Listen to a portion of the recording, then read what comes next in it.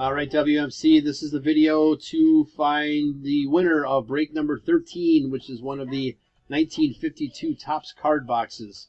So we'll check the time, January 4th at 8 p.m. We're going to go over to the break and type live. We have January 4th at 8 p.m. There is the list of our 10 entries. We're just going to randomize your names, and then whoever's on top after the final roll is our winner. So we need a dice roll of 5 or higher. That's not going to work. All right, 8 times. Here we go. Good luck. 1, 2, 3, 4, 5, 6, 7. Last and final. Here we go. Good luck. It is Joe. Spot 8 is our winner. So, Joe, whatever we open out of box or break 13 is yours. There is our verification code, our timestamp, once again, January 4th, 8 p.m. That's it, guys. Thanks.